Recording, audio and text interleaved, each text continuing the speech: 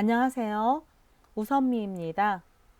이번 시간에는 두 개의 정수를 입력받아서 산술 연산을 수행하는 그 프로그램을 작성해 보겠습니다.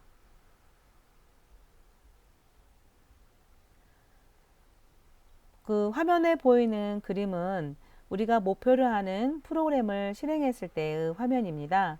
이렇게 실행하는 프로그램을 작성할 거예요. 첫 번째 계산할 값을 입력하세요 라고 출력이 나오면 사용자가 100을 입력하겠죠. 그리고 엔터키를 치면 두 번째 계산할 값을 입력하세요 라는 글씨가 출력될 거고, 또 사용자가 또 숫자를 입력하고 엔터키를 치면 두 번에 거쳐서 입력한 숫자가 저장돼서 그 숫자를 가지고 산술 연산을 수행한 결과가 출력되는 그러한 프로그램을 작성할 겁니다. 이때 앞 시간에서 작성했던 프로그램하고 차이점은, 앞 시간에서는 변수에 아예 값을 할당시켜 놓고 계산을 했는데, 이번에는 입력을 받아서 계산을 한다는 점이죠. 그러면 입력은 어떻게 받는가? 그게 일반적으로 뭐 입력문 하나로 간단하게 하는 게 아니에요. 그 C 언어의 경우에는 스캔F 이렇게 이용했고, 출력문에는 뭐 프린트 F 이렇게 썼잖아요. 근데 자바에서 우리가 출력했던 거 기억하세요? system.out.println 이렇게 출력했죠. 근데 스캐너 객체를 이용해서 입력을 받는 것은 조금 더 한 단계 복잡합니다. 그러면 프로그램 시작해 보겠습니다. 제일 먼저 소스 파일을 만들어서 그 코딩을 하기 위한 파일이 만들어야 되잖아요. 그러기 위해서 이클립스를 띄운 후에, 그 이클립스에서 우리가 프로젝트 만들었던 거 있죠. 챕터 0이라는 프로젝트를 만들었었던 게 남아있을 거예요. 그래서 그 프로젝트 안에 src 폴더 안에 예제 1이 들어있을 겁니다. 정수 두 개를 저장해 놓고 계산식을 수행했던 예제가 있었잖아요. 그 같은 폴더, 즉 src 폴더에 두 번째 예제도 저장할 겁니다. 그러면 어떻게 했는지 앞부분에 배웠던 것을 떠올리면서 만들어 봅시다. 프로젝트 2를, 챕터 2라는 프로젝트를 펼쳐서 src 폴더에 커서를 놓고 오른쪽 마우스를 눌러서 New 클래스를 선택하는 거죠. 그러면 이 그림과 같은 창이 뜹니다.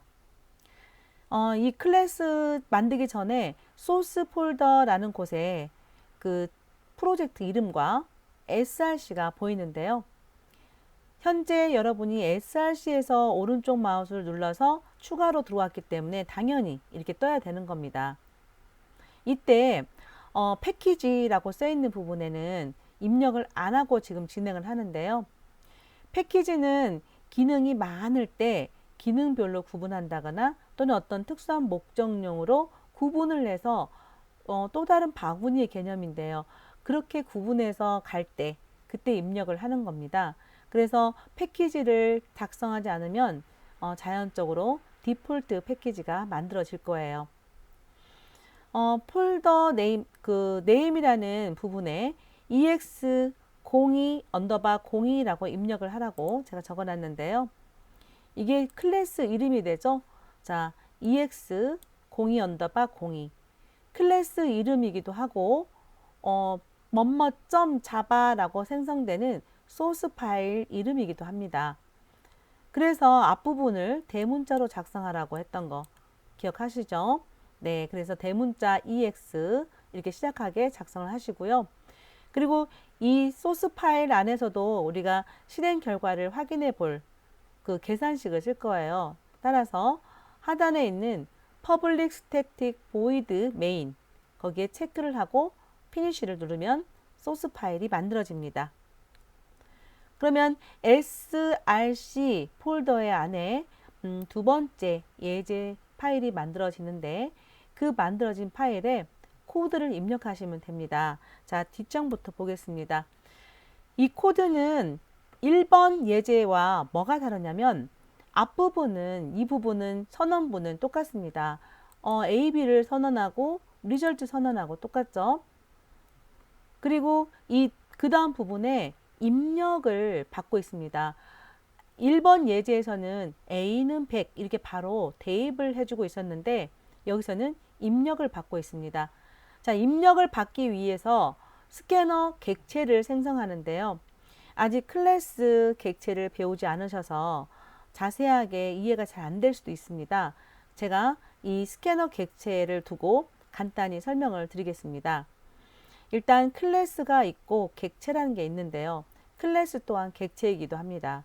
자, 클래스라는 것은 여러 가지 기능을 갖고 있는 대상을 모델링 해 놓은 겁니다.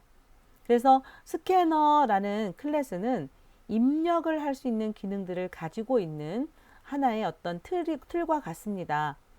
그리고 클래스이기 때문에 앞에가 대문자 S를 쓰고 있죠. 이 스캐너라는 클래스가 틀이라면 실체 메모리를 잡고 존재하는 이 틀과 똑같이 생긴 실체가 만들어지고 그 실체에 이름표를 붙이고 내가 사용하는 것입니다. 이거를 객체 생성이라고 해요. 그리고 그렇다 보면 이 클래스는 어떤 붕어빵 틀이라고 한다면 거기에 밀가루 반죽과 팥을 넣든 밀가루 반죽과 크림을 넣든 즉 내용 구성은 약간씩 달라지지만 그 틀을 그대로 가지고 있는 실체가 빵이 만들어진다는 거죠. 그 만드는 명령어가 new 연산자입니다. 그래서 이 부분 9번 라인은 새로운 객체, 우리가 대입 연산자가 있을 때는 오른쪽 먼저 실행을 하잖아요. 그래서 오른쪽을 보면 스캐너 클래스의 이름과 똑같이 생긴 메소드가 있습니다. 자, 메소드가 생소하시면 함수로 이해를 하십시오. C 언어 때 배웠던 함수. 가로 안에 뭔가가 매개 변수가 들어가면 뭔가를 수행해주는 함수. 이렇게 생각하십시오. 그래서 클래스 이름하고 똑같은 함수가 있는데 이거를 생성자라고 합니다. 그래서 그 클래스에서 그 클래스 모델링 된 기본 구조로 생성할 때 도와주는 특수한 기능을 가진 메소드입니다. 그래서 스캐너 가로 열고 닫고 그 안에 시스템.in이 매개 변수로 들어가 있는데요. 시스템은 내 컴퓨터, 즉 내 거 OS 운영체제를 뜻하고요. 거기에서 in은 입력 기능입니다. 그래서 입력을 위한 스캐너 그 객체를 만들어낸 겁니다. 그 만드는 명령이 누라고 그랬죠. 그래서 만들어졌습니다. 여기까지. 그러면 만들어진 것에 이름표를 붙입니다. 근데 그 이름표 또한 아무나 가리키는 이름표가 아니라 스캐너 객체만 가리킬 수 있는 이름표라 그래서 앞에 이렇게 스캐너라고 클래스를 써주고 S라는 이름표를 붙여준 겁니다. 그래서 이 S가 이제 스캐너 객체를 가리키게 되는 거죠. 그러면 실제 존재하는 것은 이제 S가 존재하는 겁니다. 그러면 이 존재하는 S를 가지고 입력을 수행하면 됩니다. 자, 10번 라인을 보면은 S 점 하고 있죠. 자, 실제 존재하는 스캐너 객체 S의 기능들을 쓰고 싶을 때는 점 하면 멤버 그 안에 속해 있는 기능들이 다 뜹니다. 그래서 이 통합개발 환경이다 보니 미리 보여주잖아요. 거기서 선택을 해도 되고 내가 타이핑을 해도 됩니다. 그래서 그 중에서 next int라는 메소드를 이용해서 그 입력을 받고 있는데요. 이거는 낙타체로 구성이 되어 있고 처음에 시작할 때는 메소드 이름이 소문자로 시작하죠. next의 n자요. 그런데 인테저의 약자 int와 합해지면서 알아보기 쉽게 하려고 i가 대문자가 된 겁니다. 이 next int라는 메소드는 정수를 하나 입력을 받는 메소드입니다. 그래서 스캐너 객체 S에서 next int라는 메소드를 이용해서 입력을 받은 후에 그거를 int형 변수 a에 저장하고 있는 문장이 되겠습니다. 11번 라인 또한 스캐너 객체의 next int 메소드를 이용해서 입력을 받아서 b라는 정수형 변수에 저장하는 것이죠. 그리고 리절트에 이 변수에 있는 값들을 더해서 넣고요. 그 다음에 출력문 나오네요. 자, 네모 안에 뭐가 들어가야 되죠? 출력문 기억하셔야죠. system.out.println 이렇게 쓰셔야 됩니다. 그리고 이 안은 이제 계산하고 출력하는 건 똑같잖아요.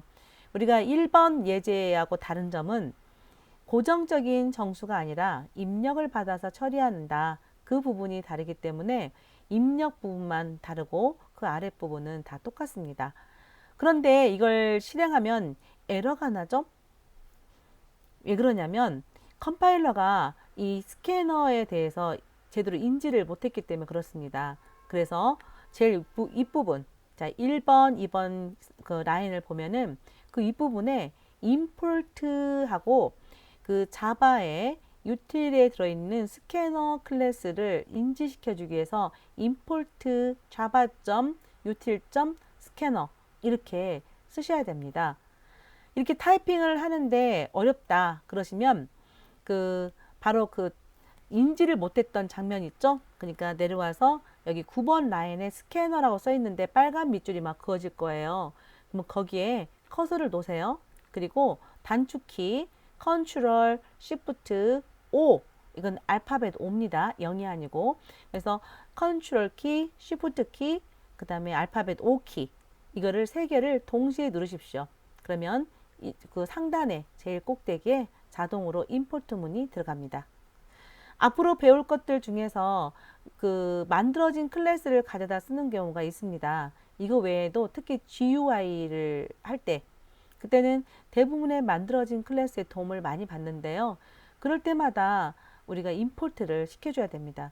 그러면 타이핑하기 힘들 때는 빨갛게 에러나는 내가 새로 추가해서 가져다 쓰는 그런 클래스를 언급할 때 그 부분에 커서를 놓고 컨트롤 시프트 O를 누르시면 알아서 임포트 문이 작성이 됩니다. 자, 작성을 다 하셨으면 이제 빌드하고 실행을 해야 되는데요. 컨트롤 F11키 이걸 눌러서 빌드와 실행을 하게 됩니다. 그러면 하단에 콘솔 창에서 결과가 보여졌었죠. 근데 순간 깜짝 놀랐죠. 결과가 안 나와서. 분명히 입력을 받아서 처리한다라고 알고는 있었으나 계속해서 이 프로그램을 개발하는 사람이 아니다 보니 순간 뭔가가 안 나올 때는 놀래게 되어 있습니다. 왜 안 나오지? 에러 났나? 그럼 에러는 메시지가 나올 텐데 그래서 프로블럼에 가서 또 메시지 보십니까? 이거는 에러 난 거는 아니고요. 입력을 받으라는 문장 때문에 입력을 기다리고 있는 겁니다. 사용자가 입력을 주기 전에는 진행이 안 되는 거죠. 그래서 이 프로그램은 뭔가가 어색하죠. 예의가 조금 없습니다. 이거 금방 작성했던 사람도 왜 실행이 안 되지? 라고 놀랐을 텐데 다른 사람에게 이 프로그램을 주고 실행해 보세요 라고 했다면 그 사람도 이 뭐지? 왜 결과가 안 나오지? 나보고 어떻게 하라는 거지? 잘 모를 것이기 때문이죠. 따라서 2번에서 실행 결과 확인한 후에 이거를 조금 예의 있는 프로그램으로 수정하는 3번 예제도 만들어 보도록 하겠습니다. 자, 여기에 입력을 기다린다고 하니까 입력을 주겠습니다. 정수 하나 입력하고 엔터키 치고 그럼 또 기다리고 있습니다. 그러면 다시 또 정수 하나 입력하고 엔터키를 치십시오. 그러면 실행 결과에 그 산술 연산 4가지가 잘 보일 겁니다. 자, 그러면 이제 좀 더 예의 있는 프로그램을 작성해 보겠습니다. 제일 처음에 보여드렸던 뭐 첫 번째 뭐 입력하라 어쩌고저쩌고 써지고 나서 입력했던 그 실행 결과 화면이라고 보여드렸던 거 있죠. 그대로 만들어 볼 건데요. 그거를 우리가 입력을 유도하는 문장이라고 해서 입력 프롬프트라고 합니다. 그래서 입력 프롬프트를 추가해서 다시 프로그램 세 번째를 만들어 볼 텐데요. 예제 2번은 src 폴더에서 오른쪽 마우스 눌러서 new 해서 클래스를 추가해서 만들었었죠. 이번에는 다른 방법으로 새로운 파일을 만들어 보겠습니다. 지금 할 파일, 죄송합니다. 지금 할 파일은, 앞에서 그러니까 새로 만들 세 번째 예제는 두 번째 예제랑 거의 유사한데 출력문만 추가되는 것 뿐이잖아요. 그래서 두 번째 예제를 복사한 후에 수정하는 방식으로 작성해 보겠습니다. 두 번째 예제가 어디에 위치해 있는지 찾아볼까요? 자, 챕터 2라는 프로젝트 안에 src 폴더 안에 ex02 언더바 02.java라고 존재하죠. 이 파일을 클릭하고 오른쪽 마우스를 눌러서 카피를 선택하십시오. 또는 컨트롤 C를 눌러도 되겠습니다. 그럼 복사가 이루어지고요. 이제 붙여넣기를 해야 되는데 이 파일이 src 폴더 안에 존재를 해야 되죠. 그러면 그 붙여넣을 대상은 src가 되는 겁니다. 그래서 src 폴더를 선택하시고 컨트롤 V를 누른다거나 또는 오른쪽 마우스 눌러서 붙여넣기를 하십시오. 그러면요, src 안에 똑같은 이름의 파일이 존재하면 안 되잖아요. 그래서 이렇게 창이 뜹니다. Enter a new name for ex02 언더바 02. ex2번이라는 예제에 그 파일에 대한 새로운 이름을 입력하라는 창이 뜨는 거죠. 그럼 거기에 ex02 언더바 03이라고 입력하고 OK를 눌러주세요. 그렇게 하면 화면처럼 예제가 3개가 만들어진 게 보입니다. 그리고 세 번째 예제를 더블 클릭하면 창이 열리겠죠? 2번, 1번 다 같이 열어도 상관이 없습니다. 그때는 활성화된 탭에서 작성하시면 되는 거죠. 그렇게 더블 클릭했더니 클래스가 이렇게 수정된 이름으로 만들어진 게 확인이 됩니다. 그리고 입력문 근처로 가서 이제 입력받기 전에 출력문을 하나씩 넣어주기만 하면 됩니다. 이렇게요. 제가 이 화면에 좀 글씨를 크게 담기 위해서 앞에 예제에 있었던 그 주성문 있었죠? 주성문도 지워버렸고요. 이 라인 띄웠던 것도 좀 이렇게 지워버려서 좀 올려서 붙였습니다. 여기 보면은 스캐너 객체를 만든 후에 출력을 하는 게 나오죠. 자, 출력문 입력하세요 라고 한 다음에 입력을 받고 출력문 입력하세요 라고 하고 입력을 받습니다. 이러면 보다 예의 있는 프로그램이 되겠죠. 나머지는 다 코드가 같죠. 그리고 아까 설명해서 빼먹었던 게 있었네요. 임포트는 제가 설명해 드렸고요. 이 컨트롤 시프트 O도 설명해 드렸습니다. 자, 하단에 보면은 이 S 객체의 입력이 끝나면 S 클로즈 하시는 것도 추가해 주세요. 자, 그러면 실행해 보겠습니다. 실행하면 이렇게 초기에 우리가 목표를 했던 것처럼 출력이 되고 이렇게 입력을 하면 또 출력이 되고 또 입력하면 결과가 보이는 이러한 프로그램이 완성됐습니다. 저장과 빌드 할 때 컨트롤 11, F11 이 키를 누르면 간혹 가다가 이렇게 물어보기를 합니다. 그래서 이거를 항상 아래쪽에 보면은 always save resources before launching이라는 게 있는데요. 여기를 체크를 해놓고 그리고 나서 이제 앞으로 수행을 하도록 하세요. 현재 우리가 창에서 이렇게 그 프로젝트나 src 안에 뭐가 들어있는지 봤던 것은 패키지 익스플로러인데요. 여기에서 프로젝트를 지우면 어떻게 될까요? 그러면 물어보는 물음표에 생긴 창이 하나 뜨는데요. 이때 딜리트 하면서 체크박스 보이죠? 그러니까 딜리트 프로젝트 자세히 보면은 딜리트 지운다, 프로젝트를 지웁니다. 컨텐츠, 그러니까 프로젝트 컨텐츠를 딜리트합니다. 온 디스크라고 써 있습니다. 이거는요 하드 디스크에서 정말 완벽하게 지워버린다는 뜻입니다. 이걸 체크 안 하고 그냥 OK를 누르면 여기 화면에서만 이클립스 안에서만 지우는 것이고 원래 그 소스는 남아 있는 거예요. 근데 이 체크박스를 체크하고 OK를 눌러버리면 하드디스크에서도 지워져서 완전히 이 프로젝트는 없어지는 겁니다. 자, 이렇게 완전하게 없애지 않고 이 화면에서 지운 후에는 다시 가져올 수도 있습니다. 자, 그걸 우리가 닫혀있는 프로젝트라고 하는데 그 화면에서 지웠던 걸 다시 가져올 때는요. 임포트를 하시면 됩니다.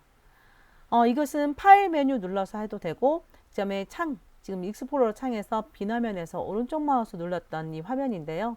오른쪽 마우스 눌러서 임포트 하셔도 됩니다. 그렇게 해서 제너럴에 가셔서 existing 프로젝트, 그러니까 존재하는 기존에 존재하는 프로젝트란 뜻이죠. 이거를 into workspace, 현재 내 작업장으로 가져오기라는 항목이 있어요.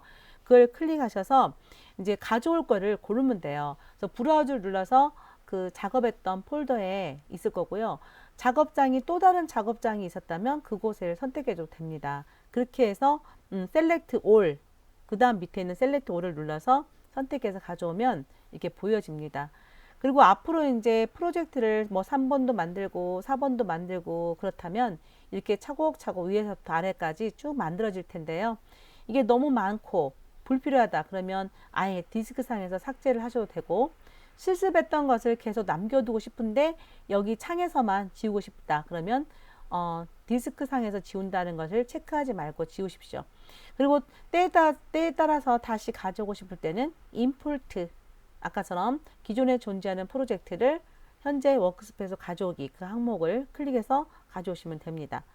자, 이거를 제가 이클립스에서 잠깐 보여드릴게요. 자, 현재 제가 이클립스를 띄워놨는데요. 지금 제가 보면은 챕터 2 폴더가 만들어져 있고요. 프로젝트가 만들어져 있고요. 그 아래 src 폴더 안에 예제들이 있습니다. 자, 제가 이 챕터 2를 삭제를 해보겠습니다. 그러면 오른쪽 마우스 눌러서 딜리트를 누르면 되잖아요. 그죠? 그래서 딜리트를 눌렀을 때 정말 이렇게 창이 물어봅니다. 그건 체크를 하면 완전히 삭제되는 것이고요. 체크 안 하고 OK 누르면 여기 창에서 사라지는 겁니다. 그리고 여기서 사라졌을 때 다시 오게 하고 싶을 때는 파일 메뉴에서 임포트를 하셔도 되고요.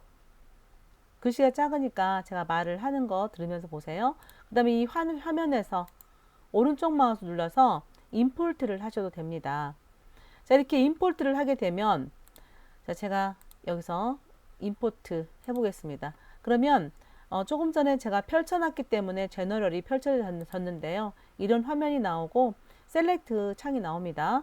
여기서 제너럴을 눌러서 existing project into workspace, 그러니까 현재 작업장으로 기존에 존재하는 프로젝트 가져오기, 이걸 선택하고 new 하면은 브라우저를 눌러서 어디에 프로젝트가 있는지를 그 폴더, 프로젝트가 폴더로 저장된다고 했잖아요. 그래서 그 폴더를 선택해 주고 OK를 누르면 이렇게 다시 들어오게 됩니다. 그리고 내보내기, 우리가 이제 임포트 말고 내보내기도 있는데요. 이거를 삭제하는 게 아니라 USB 폴더, 이렇게 USB 메모리에 저장을 해서 학교로 가져간다거나 이러고 할 때 가서 폴더를 복사해 가도 됩니다만은 이 오른쪽 마우스 눌러서 익스포트를 하시면 됩니다. 그러니까 프로젝트, 본인이 내보내고 싶은 프로젝트에서 오른쪽 마우스 눌러서 익스포트를 하시면 또 제너럴이 뜨네요. 제너럴에서 파일 시스템을 누르게 되잖아요. 그러면 그 파일 탐색기에서 보는 그러한 그 폴더와 src와 폴더 이런 모양으로 그대로 그 원하는 곳으로 보낼 수가 있습니다. 여기서 재밌는 거 하나 말씀드리면, 제가 제너럴 말고 자바를 펼쳐서 봤는데요. 여기에 런어블 잘 파일이라는 게 있습니다.